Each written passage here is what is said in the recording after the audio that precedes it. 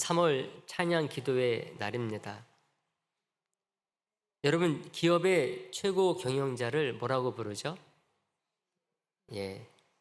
CEO라는 이런 말을 쓰잖아요. 그렇다면 우리 하나님은 정말 CEO 중에 CEO인 줄 믿으시기를 바랍니다.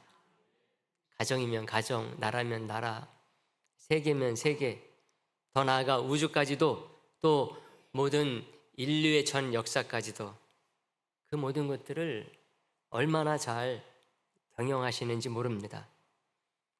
사람들은 가끔 자기가 만들어 놓은 것도 감당을 하지 못해가지고요, 나가 떨어질 때가 많이 있습니다. 자기가 버려놓은 일인데 자기가 수습을 하지 못해가지고 두 손 두 발 드는 경우들을 얼마나 많이 봅니까? 근데 우리 하나님은요, 절대로 그런 분이 아니십니다.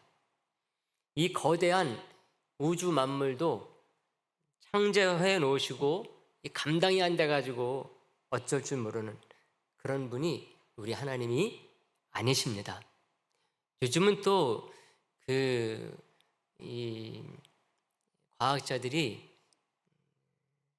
이 세계, 보이는 것만이 다가 아니라 이 보이지 않는 세계가 더 놀라운 것을 발견해내면서 정말 우리 하나님이 대단하시다라고 하는 것을 알게 됩니다. 이것을 우리를 구원하신 것을 통해서도 확인할 수가 있거든요. 우리는 지금 이제 종료주일을 앞두고 있습니다. 두 주 후면은 종료주일이 되고 고난주간이 오고 또 이제 부활절 얼마 앞에 두지 않고 있어요. 지금은 또 이제 사순절 기간이기도 한데요. 여러분, 우리 예수님의 십자가와 이 부활이라고 하는 것이 무엇입니까?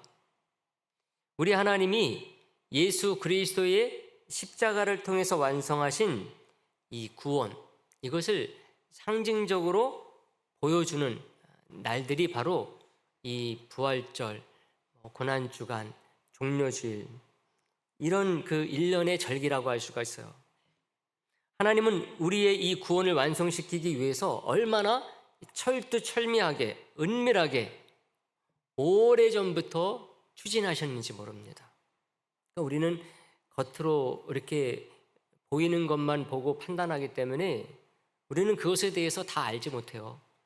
근데 그런 가운데서도 예수님의 이 십자가 사건만 우리가 놓고 보더라도 너무 놀랍지 않습니까? 오죽하면은 많은 사람들이 그것을 안 믿잖아요. 우리는 구약 성경 속에서의 하나님의 구원의 계획을 발견하고 말씀을 나누고 은혜를 받기도 하고 도전도 받죠. 근데 그 당시에는 이런 것들이 분명하지가 않았어요. 믿어주는 사람들도 없었습니다. 그러니까는 도와주는 사람은 더 없었죠. 오히려 방해만 많았어요. 이스라엘 구약의 역사를 보게 되면은 하나님께서는 우리의 구원을 계획을 세워놓고 착착착 진행해 나가고 계시는데 인간은 그거를 모르니까 오히려 방해만 많은 것입니다. 근데도 하나님은 어떻게 하셨느냐? 그 일을 계획, 추진, 완성해내시는 거죠. 예수님은 그것을 아시고 기꺼이 그 십자가의 길을 가셨어요. 이것을 보면은 우리 하나님이 정말 얼마나 완벽하고 탁월한 경영자이시냐, 이것을 알 수가 있어요. 바울이 에베소서에서 이것을 딱 증거합니다. 에베소서 3장 11절에 보게 되면은 곧 영원부터 우리 주 그리스도 예수 안에서 예정하신 뜻대로 하신 것이다, 딱 이렇게 얘기를 해주고 있어요. 우리 하나님의 구원은 어느 날 갑자기 이루어진 게 아니라 오래전부터 예정한 것, 뭐라고 표현합니까? 영원부터 예정되었던 것이다, 이렇게 얘기를 하고 있어요. 예정됐다는 말이 뭡니까? 그냥 정해놓고 까먹고 있다가 그때가 돼서 한다는 얘기가 아니에요. 그 세부 계획이 있어가지고 그것을 착착착 진행해 나가시는 가운데 예수 그리스도를 통해서 터뜨린 거죠. 그러니 우리가 하나님께 우리의 가정이나 교회, 이 나라와 온 세상의 경영, 이거를 맡기는 기도를 하지 않을 수 있겠느냐는 것입니다. 특히 요즘 우리가 주위를 보게 되면 더욱더 그래요. 요즘 사람들이 시장에 가기가 무섭다 그러잖아요. 왜? 이 물가가 너무나 오르니까요. 서민들은 더 그럴 수밖에 없어요. 수입은 얼마 안 되죠? 정해져 있죠? 근데 물가는 계속 오르니까 이게 의욕이 상실이 되는 것입니다. 가고 싶지 않은 거예요. 저도 이렇게 그 아내 따라서 가끔 이렇게 마트에 가고 그러거든요. 가면은 제가 뭘 아느냐? 아는 게 없으니까 모르죠. 네. 근데 몇몇 물가들을 보게 되면은요, 이게 왜 이렇게 올랐지? 그러니까 더욱더 요즘은 이 서민들이, 빈민들이 살기가 힘든 거예요. 근데 이게 물가만 그러느냐? 아니에요. 물가만 그런 게 아니에요, 여러분. 가정도, 사회도, 정치, 나라, 세계에도 마찬가지예요. 요즘 이 나라의 현실을 좀 이렇게 구체적으로 아시는 분들을 그 얘기를 들어보게 되면은요, 대책이 안 서요, 정말. 우리가 그냥 대강 아니까 그래도 뭐 굴러가는구나 이렇게 생각을 하지만은요, 이 우리나라의 뭐 경제 또 외교 이런 것들 구체적으로 아시는 분들 얘기 들으면은요, 이게 우리가 지금 기도하지 않으면 안 될 때라고 하는 것을 아주 절절하게 깨닫게 됩니다. 그래서 여러분, 오늘 우리가 이를 위해서 기도하기를 원합니다. 여러분, 오늘 말씀을 딱 보게 되면 우리 하나님이 얼마나 탁월한 경영자이시냐 이걸 알 수가 있어요. 오늘 보면 첫 절 24절 말씀인데요, 24절 말씀 우리가 다 같이 보도록 할까요? 다 같이 보겠습니다. 시작. 만군의 여호와께서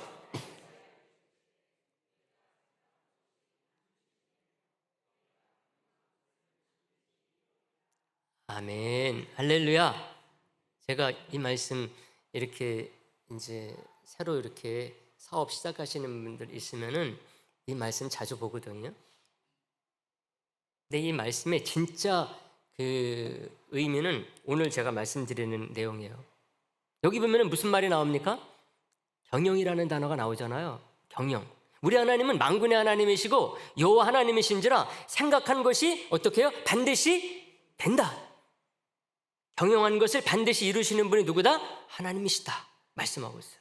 여기서 이 경영이라는 이 단어는요, 그냥 운영하는 것, 관리하는 것 이런 걸 말하는 게 아니에요, 여러분. 이 단어에는 그런 뜻이 없어요. 경영이라는 건 뭡니까? 가정을 잘 운영하고 사업을 잘 운영하고 나라를 잘 경영하는 것, 그런 뜻이어야 될 것 같은데 이 원어는 절대로 그런 뜻이 하나도 없어요. 이 단어는 무슨 단어인가 하면요, 계획하는, 고안, 목적을 가지는 것을 말해요. 계획하는 것, 생각하는 거죠. 이것을 어떻게 할까? 그 계획 자체를 말합니다. 목적을 가지는 것을 말해요. 그 과정을 말하는 게 아닙니다. 보통 말씀드린 것처럼 경영이다 그러면은 운영하고 관리하는 건 말하죠. 매니지먼트를 말합니다. 사전 찾아보면은 경영하면은 매니지먼트라고 딱 나오죠. 그러므로 기업을 경영하고 나라를 다스리는 것도 여러분 이런 의미의 경영을 뜻한다고 할 수가 있습니다. 근데 이사야가 오늘 본문에서 말하는 경영은 그런 의미가 절대로 아니에요. 아수르에 대해서 우리 하나님이 경영하신 것만 봐도 알 수가 있습니다. 아수르를 막대기로 딱 쓰시고 난 뒤에 멸하시겠다 계획하시니 그대로 됐다는 거예요. 계획했으니 그대로 되는 거죠. 그러니까 계획이 따로 있고 실행이 따로 있지 않다, 하나님에게는. 25절에 딱 그 얘기가 나와요. 내가 아수르를 나의 땅에서 파하며 나의 산에서 그것을 짓밟으리니 그때에 그의 명예가 이스라엘에게서 떠나고 그의 짐이 그들의 어깨에서 벗어질 것이다, 이렇게 얘기를 합니다. 그러니까 아수르에 대한 하나님의 계획이 어떻게 실현되고 완성됐는지를 보여줍니다. 그래서 이사야도 오늘 보면 마지막 절에서 이런 식으로 하나님의 경영을 말해요. 만군의 여호와께서 경영하셨은즉 누가 능히 그것을 패하며 그의 손을 펴셨은즉 누가 능히 그것을 돌이키랴, 이렇게 딱 얘기를 합니다. 하나님의 계획이 경영 그 자체이고 그 경영은 이미 하나님의 계획 속에 과거형으로 제시가 되는 것이죠. 여러분, 사람들이 왜 경영에 실패하느냐? 나라나 세계만 얘기하는 게 아니에요. 자기 자신, 나는 내 거니까 내가 경영하는 거잖아요. 너무 당연하게 생각하죠. 근데 왜 사람들이 그 경영에 실패하느냐? 나 자신도 그렇고 가정도 그렇고 이 사업도 마찬가지고 이 나라, 세계도 마찬가지예요. 왜 그런 것에 그 똑똑한 사람들이 실패하느냐? 크건 작건 사람들은 경영에 실패하고 갈피를 못 잡고 혼란에 빠질 때가 많습니다. 그 이유는 모든 것을 다 하려고 그러기 때문이라는 거예요. 성경이 말하는 경영을 알지 못하기 때문에 그래요. 섭리하시고 계획하시고 작정하시는 하나님께 맡길 것은 맡기고, 그리고 맡기는 기도로 나아가야 되는데 그게 아닌 거죠. 이것도 기도 안 하고 저것도 기도 안 하는 것, 다른 말로 말하면은 이것도 저것도 자기가 하려고 그러는, 하나님의 영역 하나님께 맡기고 자기가 해야 될 것을 자기가 해야 되는데 그렇지 않다는 것입니다. 똑똑한 사람일수록 다 자기가 하려고 하죠. 누구를 시키든지 간에 하나님의 영역까지 자기가 다 하고 다 책임지고 다 해내려고 하다가 결국은 자기 자신도 그렇고 가정도 이 세상도 잘못된 길로 가는 것입니다. 스스로 올무에 빠지죠. 스스로 벅차서 감당하지 못하니 시리하고 좌절하죠. 이것저것 다 내가 하려다가 그렇게 됩니다. 근데 이사야는 뭐라고 말하느냐? 하나님이 하셔야 될 하나님의 경영, 이것은 하나님이 하신다 말합니다. 하나님이 하신 경영을 하나님이 하신다. 그리고 하나님이 하셔야 된다. 하나님이 하시니 그 아수르도 무너졌다고 말을 합니다. 이스라엘 백성들에게 있어서 아수르 최대의 그 적이고 과제였습니다. 그런데 하나님이 하시니 그 아수르가 무너져 버려요. 다니엘서에 이런 말씀이 나옵니다. 다니엘서 5장 23절에 보면은 왕의 호흡을 주장하시고 왕의 모든 길을 작정하시는 하나님께는 영광을 돌리지 아니했다, 이렇게 얘기를 해요. 다니엘이 바벨론 벨사살 왕에게 한 말 속에 나옵니다. 하나님이 온 세계를 경영하시고 바벨론까지 경영하신다, 이것을 알지 못하고 자기가, 이 벨사살 왕이 자기가 다 하는 줄 알았던 거예요. 그 벨사살에게 하나님께서 어느 날 나타나셔가지고 글씨를 통해서 말씀하셨는데 그 말씀의 내용이 뭐냐? 다니엘이 가르쳐 주는 거예요. 하나님이 당신을 심판하시기로 결정했습니다, 딱 말하는 거예요. 여러분, 벨사살 왕처럼 자기가 다 한 듯 창조주 진짜 하나님이 아닌 자기가 경영자있냐 하는 것, 여러분, 이것도 우리가 모든 삶 속에서 조심해야 될 일이지만은요, 또 하나 중요한 것은 참된 경영자이신 하나님께 우리가 진짜 맡겨 기도해야 될 것, 기도하지 않는 것도 죄라고 믿습니다.